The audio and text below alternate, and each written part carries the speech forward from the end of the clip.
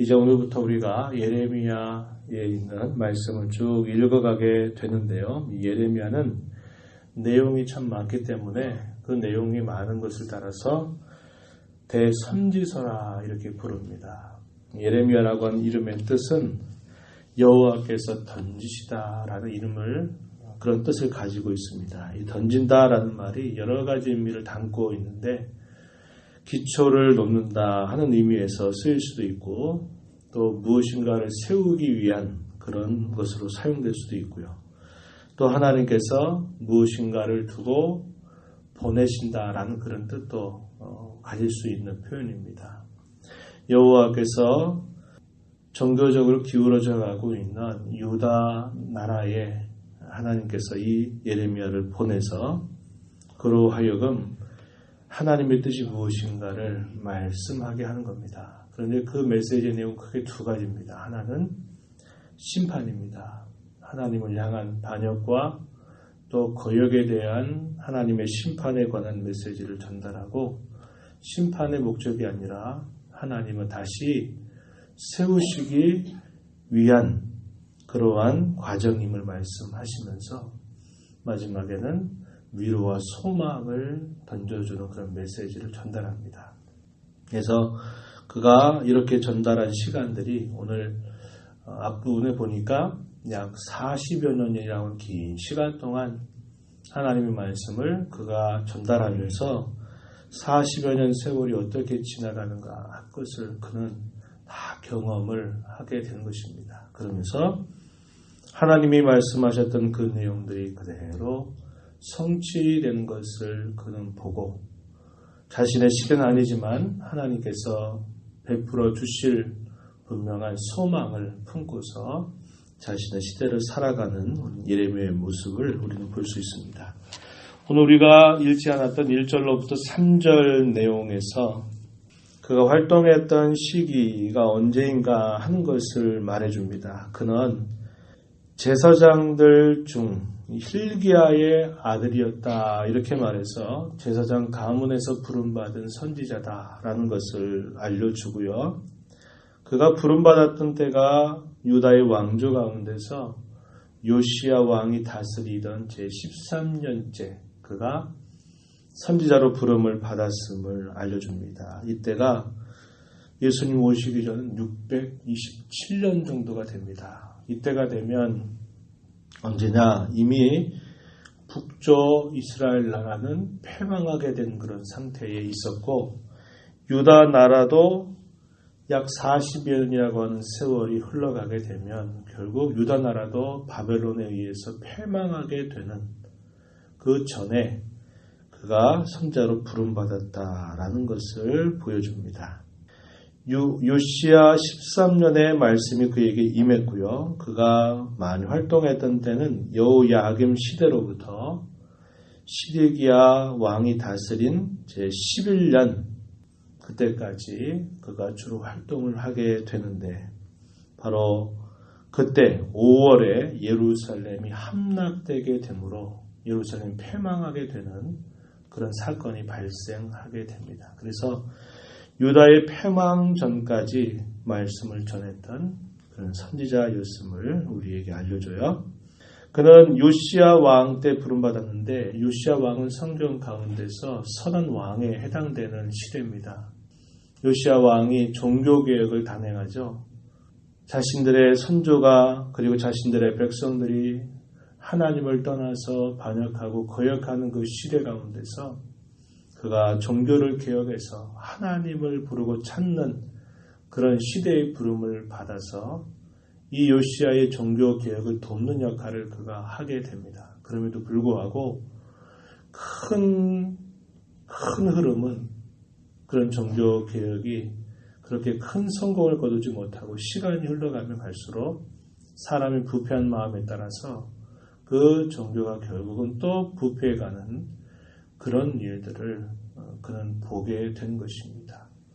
그런 상황 속에서 그가 활동했으니 그가 전하는 메시지가 잘된다, 복받는다, 번영한다 이러한 메시지를 전달할 수 있는 상황이 아니라 그들의 패역한 마음, 하나님께로부터 굳어져 있는 마음, 또 끊임없이 하나님 외에 다른 것에 눈을 돌리고 우상 숭배에 빠져 있는 그들을 향해서 하나님의 마음을 외쳐야만 했기 때문에 그는 결코 환영받고 또 그가 좋은 그런 많은 명예를 얻었던 삶을 살아갈 수 있는 것이 아니라 많은 어려움과 고난을 감내하면서 자신의 삶을 살아가야 했던 것입니다. 바로 그런 상황 속에 부름을 받은 것이에요. 오늘 우리가 읽은 4절로부터 10절 내용에서는 예레미야에게 하나님의 말씀이 임한 사실에 대해서 소개합니다. 하나님께서는 그를 향해서 내가 너를 모태에짓기에 내가 너를 이미 알았다. 그리고 내가 너를 특별한 뜻을 두고 너를 선별하였고 내가 너를 여러 나라의 선지자로 내가 세웠다. 하나님이 그를 불러서 그를 선지자로 이미 내가 너를 태중에 짓기 전에 너를 그렇게 내가 구별하였다고 이야기하십니다. 그래서 선지자로 소명하시는 그런 내용과 그 선지자에게 주시는 하나님의 명령은 뭐냐면 내가 누구에게 보내든지 너는 가라. 내가 무엇을 명령하는지 너는 다 더하지도 빼지도 말고 그대로 말하라 하는 말씀을 그에게 주십니다. 그리고 그가 전하는 그 메시지가 당시의 모든 사람들에게 환영받을 만한 메시지가 아니었기 때문에 너는 사람을 두려워하지 말고 언제나 내가 너와 함께해서 너를 건져줄 터이니 너는 내가 너에게 이르는 말이 무엇이든지 다 그대로 전하라. 이렇게 하나님이 약속을 해주십니다. 그리고 하나님께서 그의 입술에 마치 손을 내어 밀어서 입에 대어 주시듯이 그렇게 행위를 하시면서 그에게 말씀하십니다. 내가 내 말을 너의 입에 두었다. 이렇게 말씀하시면서 그를 소명하시는 일을 하게 하셨어요. 그렇게 해서 그가 감당할 일이 뭐냐? 10절에 가서 한번 보시죠. 10절 보면 뭐라고 말하냐면 보라 내가 오늘 너를 여러 나라와 여러 왕국 위에 세워 내가 그것들을 뽑고 파괴하며 파멸하고 넘어뜨리며 건설하고 심게 하였다. 약간 추상적인 표현이지만 예레미야를 통해서 하나님이 하고자 하시는 일이 이러한 일임을 이야기해 주시는 겁니다. 잘못 세워져 있는 것들, 잘못된 것들, 그런 것들을 다 뽑고 파괴하고 파멸하고 넘어뜨릴 것이다. 그러나 그것이 끝이 아니라 다시 건설하고 내가 심게 하려고 내가 너를 보낸다. 이렇게 말씀하시면서 예레미야가 감당해야 될 사명이 무엇인가 하는 것을 20절 말씀을 통해서 말씀해 주신 것입니다. 그리고 이하 11절부터 마지막 절까지 주어지는 내용에서는 예레미야에게 확신을 심어주기 위해서 하나님이 두 가지 환상을 그에게 보여주시는데요. 하나는 살구나무 환상을 보여주시고 또 하나는 끓고 있는 가마를 보여주십니다. 이 살구나무라는 이 말이 어디에서 오냐면 지켜본다라는 그 말에서 같은 뜻에서 나온 말입니다. 그래서 그 성경에 보시면요. 12절에 보면은 이렇게 말하죠. 여호와께서 내게 이르시되 내가 잘 보았도다. 이는 내가 내 말을 지켜 그대로 이루려 함이라. 지켜라는 말에 이렇게 숫자가 써 있죠. 숫자 밑에 가서 보시면 뭐라고 그러냐면 살구나무라는 말과 지킨다는 말의 의미 비슷하다. 그랬죠. 살구나무를 왜 하나님께서 예레미야에게 보여주시느냐. 이 살구나무라고 하는 이 말과 비슷한 단어가 지킨다라는 말과 같은 어원을 가지고 있다는 것입니다. 그래서 하나님은 예레미야에게 두려워한 예레미야에게 보여주시는 겁니다. 살구나무를 왜 주께서 내게 보이시는가? 살구나무라는 말이 지켜본다라는 말에서 나온 것처럼 내가 이 모든 말에 대해서 그대로 이 말을 이룰 것이다. 내가 한 말은 헛된 말이 아니라 반드시 이룰 말이다. 그래서 그가 전하는 말이 곧 자기의 생각이 아니라 하나님의 말씀을 전하는 것임을 그에게 확신시켜 주는 겁니다. 또 하나 보여주셨던 환상이 뭐냐면 끓고 있는 가마인데 북쪽에서부터 이렇게 끓고 있는 가마가 기울어져 있는 겁니다. 그것을 보여주시면서 또 하나 그에게 어떤 확신을 주시느냐. 북방에서부터 재앙이 일어나서 이 땅의 모든 주민들에게 부어지게 할 것이다. 이것을 말해줍니다. 북방의 민족들을 일으켜서 유다 나라의 그 완악한 죄를 징계하시겠다고 하는 것을 이걸 통해서 보여주시는 거죠. 왜 이렇게 이것을 보여주시는가? 그 이유에 대해서 16절 보면 이렇게 설명합니다. 16절에 무리가 나를 버리고 다른 신들에게 분향하며 자기 손으로 만든 것들에 절하였은즉 내가 나의 심판을 선고하여 모든 죄악을 징계할 것이다. 이렇게 말씀합니다.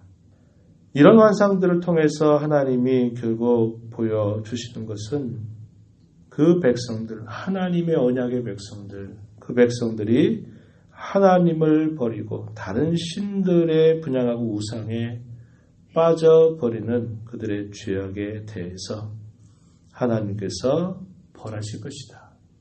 하나님께서 그들을 징계하실 것이다 라는 사실을 분명하게 보여줍니다. 그래서 그들에게 선포될 말씀이 어떤 내용들인가 하는 것들을 분명하게 보여주고 계신 것이에요. 그러면서 하나님께서 예레미야를 어떻게 자기 백성들 가운데 세우실 것인가 말씀해 주시기를 이렇게 말해요. 18절 가서 보시면 이렇게 말합니다. 보라, 내가 오늘 너를 그 온 땅, 유다 왕들, 그 지도자들, 그 제사장들, 그 땅 백성 앞에 견고한 성읍, 쇠기둥, 노선벽이 되게 하였다. 그렇게 하시겠다고 이야기하시는 것입니다. 하나님 백성들 앞에서 견고한 성같이 내가 너를 세울 것이고 쇠기둥같이 노성벽같이 되게 할 것이다. 그들이 너를 치려하겠지만 너를 절대로 이기지 못할 것이다. 이렇게 말씀해서 이런 메시지를 전달하는 그 예레미야가 얼마나 많은 어려움을 겪을 것인가 하는 것을 이야기합니다. 사람의 부패한 본성과 끊임없이 싸워야 되고 죄악성과 싸워나가는 일이 결코 만만치 않은 일임을 보여주시면서 그럼에도 불구하고 내가 너를 견고한 성읍처럼 쇠규둥처럼 노선벽처럼 내가 너를 만들 것이니 두려워하지 말고 내 말을 내 백성들에게 가서 전달하여라. 이렇게 말씀하시게 됩니다. 우리가 살고 있는 시대가 어떤 시대일까요? 우리는 어떤 시대를 살아가는 겁니다.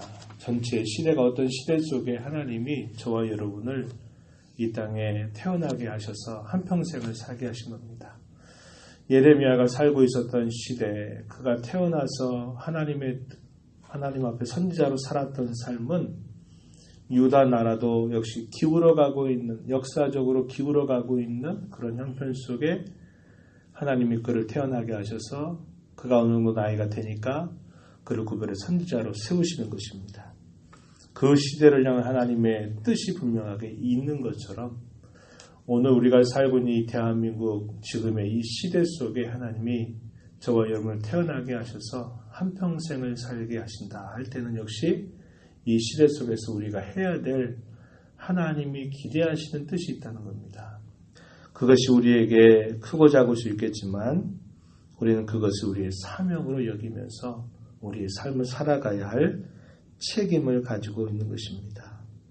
주님의 뜻이 무엇인가를 늘 생각하면서 우리의 삶을 사는 것, 이게 우리의 삶을 가장 지혜롭게 살아가는 삶이 될 것입니다.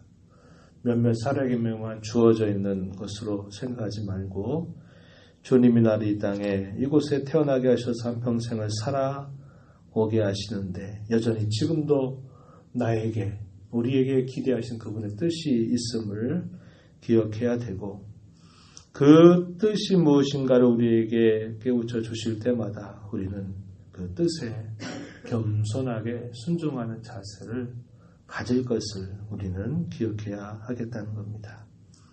종교를 개혁하는 이런 일들, 우리의 시대가 하나님을 찾고 바라보고 또 내가 살고 있는 시대 속에 내 가정이 또 우리 자신이 나와 관계되고 있는 우리의 신앙의 공동체가 하나님을 잘 찾고 섬길 수 있는 것은 그 귀한 복입니다. 그런데 이런 것들이 계속되지 않는다는 것을 보게 되죠. 아까 초대에 말씀드렸지만은 요시야 왕이 다스리면서 종교개혁을 단행합니다. 얼마나 귀한 일이에요. 그런데 그런 종교개혁이 일어나지만 그게 오래가지 못하는 거예요. 하나님을 찾고 바라보고 그분이 함께 하시는 그런 삶을 살아간다는 것이 그렇게 늘상 아주 쉽게 늘 있는 일들이 아니라 대단히 희귀한 일처럼 보여진다고 하는 겁니다. 그렇다면 저와 여러분 어떤 생각을 해야 될까요?